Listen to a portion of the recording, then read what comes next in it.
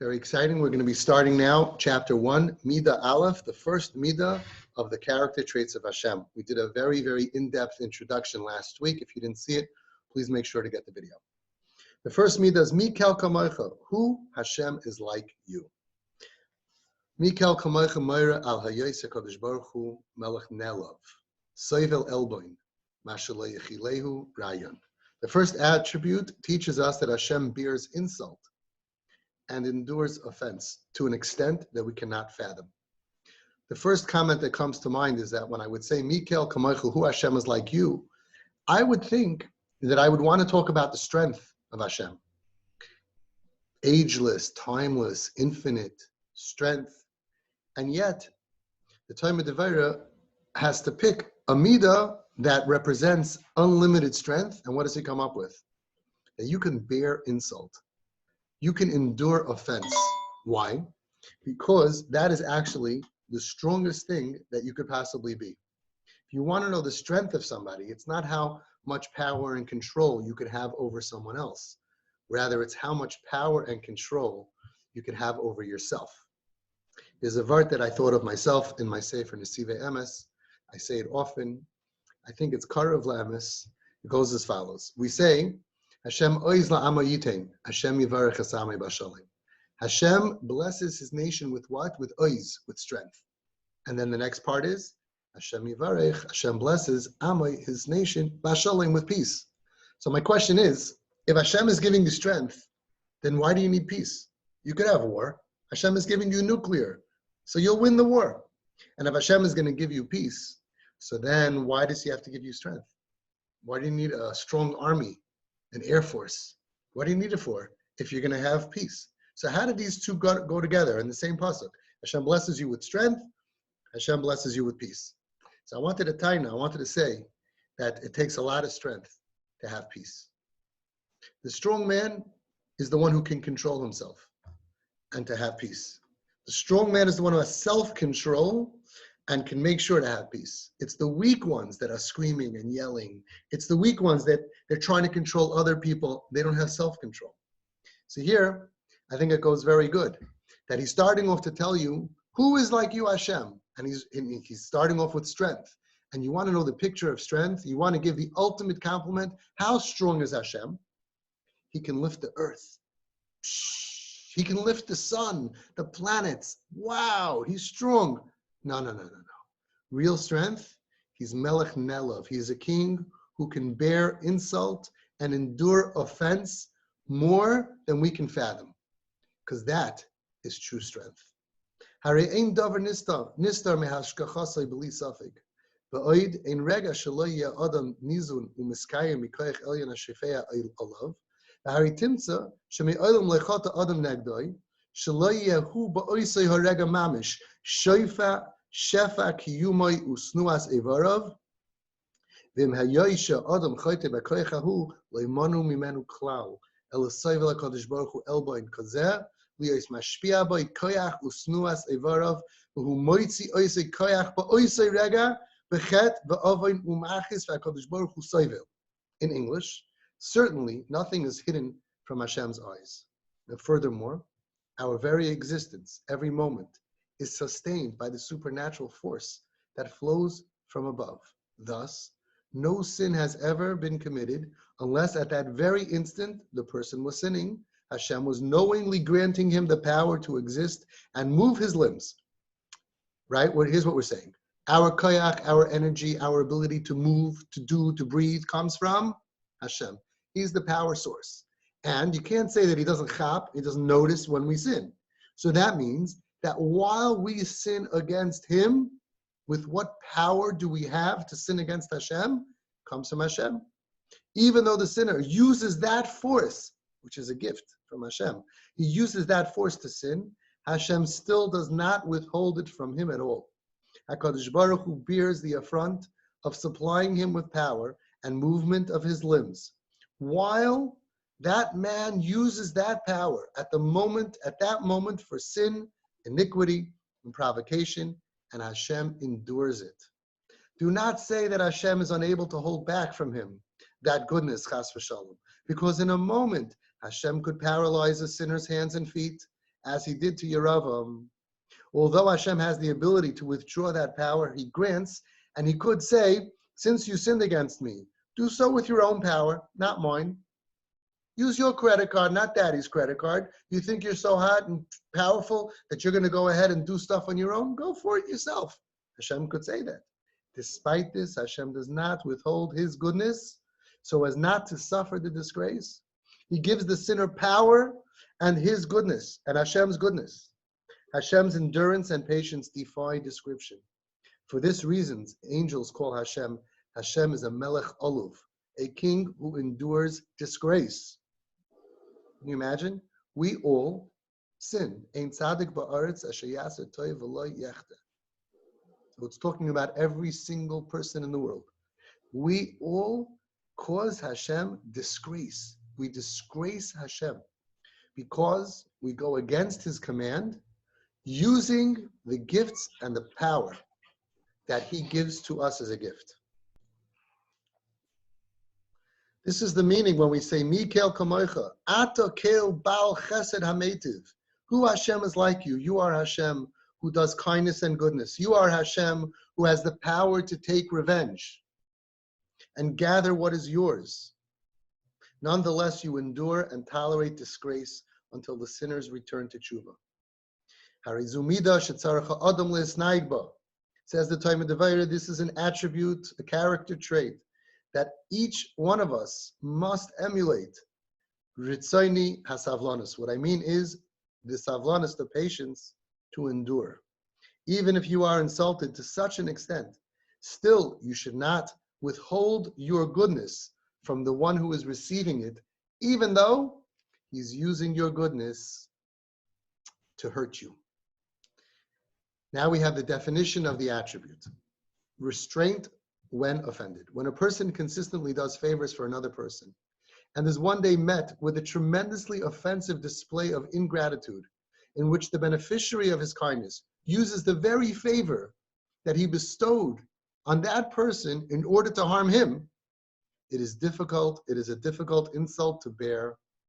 If he nonetheless continues to bestow the same favor that was used against him, with the hopes that one day the beneficiary will make amends, he displays a restraint of anger which ascends to heaven and awakens Hashem's attribute of mercy expressed by Mikel kamoicha, who Hashem is like you, bringing that element of mercy into the world.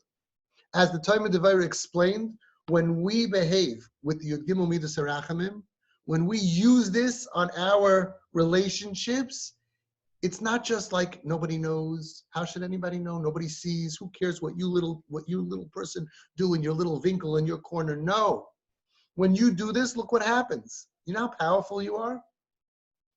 You evoke Hashem in Shemayim to be forced or to be allowed to bring that element of mercy into this world. Wow. And now what I like about this book over here, I don't know who wrote it. It's a plug. It's mamish beautiful. For each attribute, now we know what the attribute is. And now he's going to give an example to bring it out.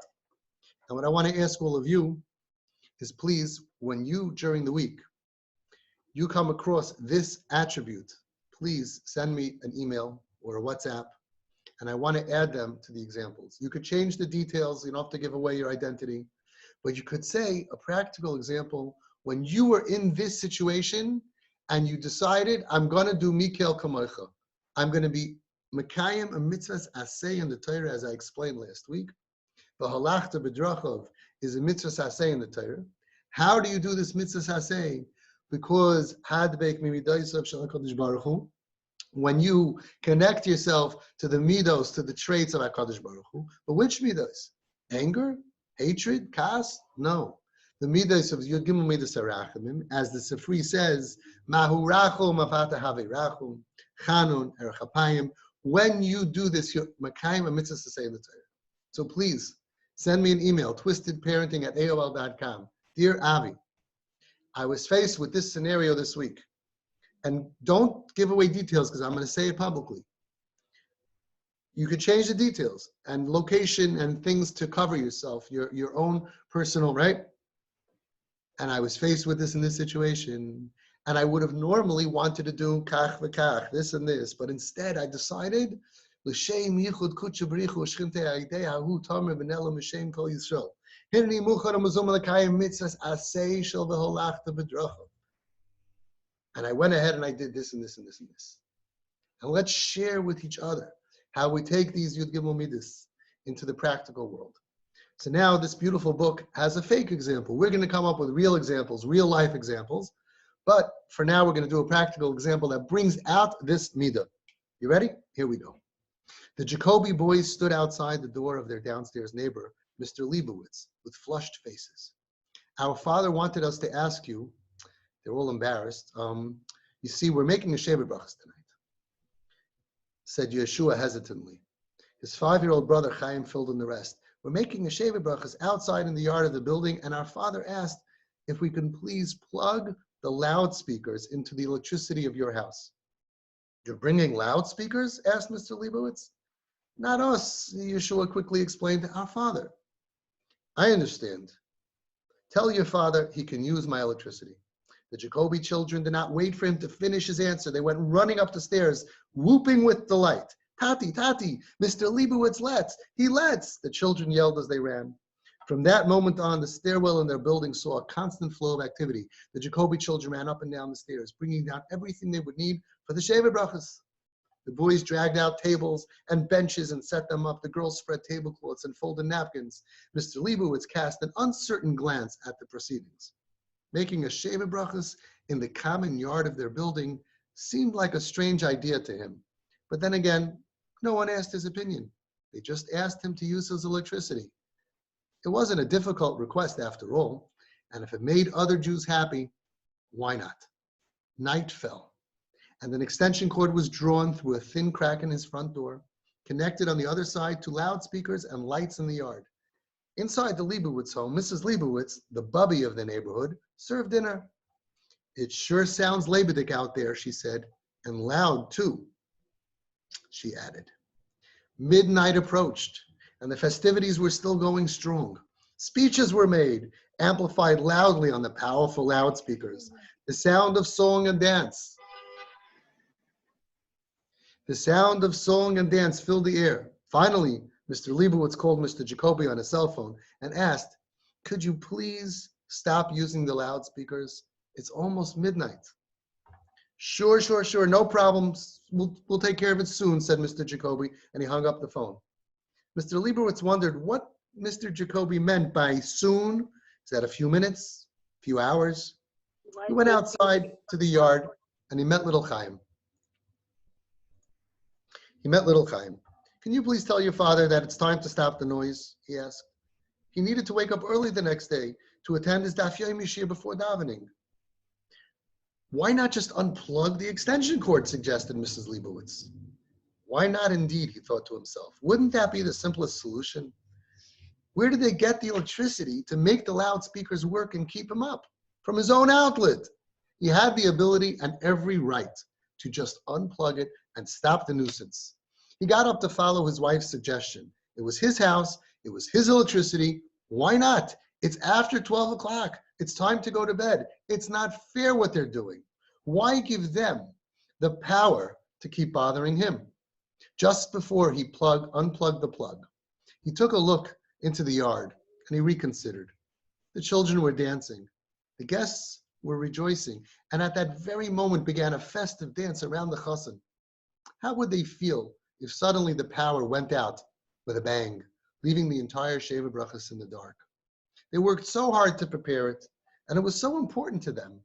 Was it really nice to ruin their festivities? When his wife saw him hesitating, she asked, would you like me to unplug it for you? That's a good wife. No, don't unplug it, he answered. No matter how much they are disturbing us, I don't want to ruin their Shevet Brachas. Let us follow in the ways of Hashem. She continues giving.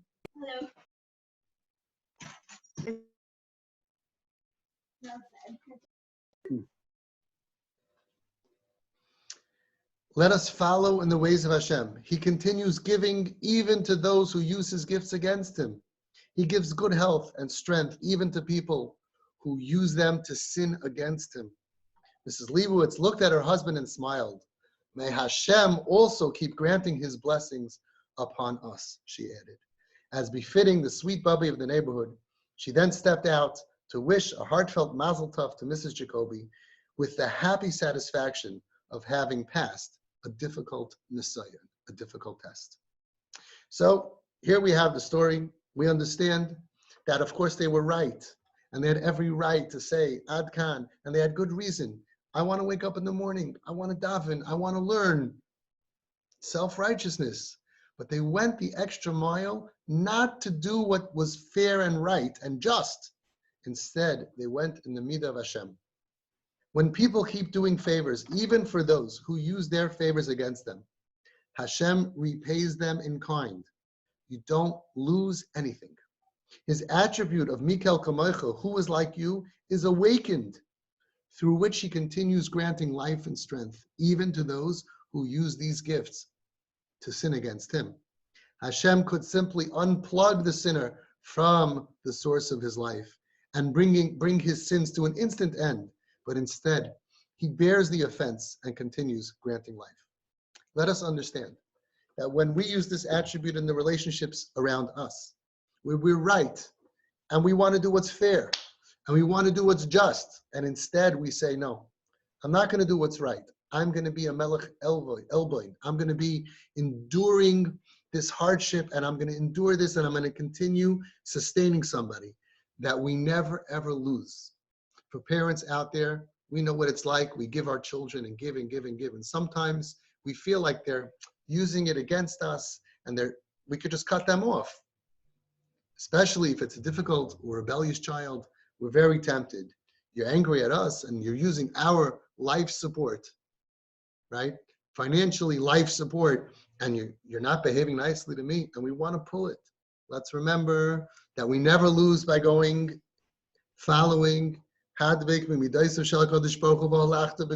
never lose going in Hashem's footsteps. First of all, he says the time of Devorah promises us we're not going to lose. So whatever money or whatever effort or life or energy that we're losing now, quote unquote, we will get back. But besides for that, we awaken this Middah in Hashem to treat us and Gans Klal Yisrael with that Middah. Some of you parents out there and people who are out there who are using this Middah are responsible for so much of Rachmanos that Hashem is giving us in Klal Yisrael. And we owe you a debt of gratitude. So wherever you are, whenever you're faced with a situation, you're not alone. Hashem is watching, and you could be doing so much for yourself and for all of us by going the extra mile and doing what you have to do to keep on acting and behaving towards someone, even when they're not doing the right thing. I want to add that there are some instances where a person can end up getting abused, chas v'shalom, with that attitude, where they're in abusive relationships, truly abusive relationships. And therefore, if a person is not able to give and not feel pain, but he's feeling pain because it's a not normal situation, they should seek high level of das Torah to make sure that they're not being abused. Because some people, they're so good that they end up putting themselves in abusive relationships, which is not what the Torah wants. On top of that adding, I want to add another thing. There are people who are not in truly abusive situations, and yet it's difficult for them and they're challenged. And people convince them, you're being abused, you're a shmata, and it's not abusive. So just like a person has to be careful not to be abused, a person also has to be careful not to be convinced or to think that they are abused when it's really not abuse. Of course, in order to be able to uncover this, and sometimes it's very difficult, of course you need to go to your highest level of das Torah to be able to decipher in each situation, when are you able to give, when are you not supposed to give, and when are you not supposed to not give. These are all different times in a person's life of knowledge and wisdom, of understanding when to use the Yud Gimel Midas, how and when not to, when you're not supposed to. It gets complicated. So you have to do everything always with das Torah to make sure that you don't hurt somebody else and you don't hurt yourself. But don't right away think that just because you could use this Middah, no, it's abuse. Be careful not to fall into that trap. Because unfortunately, some people are very into giving advice that if it's difficult for you and you're not the same, then automatically it's abusive and therefore it's not healthy for you, it's not emotionally healthy, and therefore you have to run away. That's not Middah b'Nisayin either. Good luck until next week. We'll learn about the next Middah. Okay.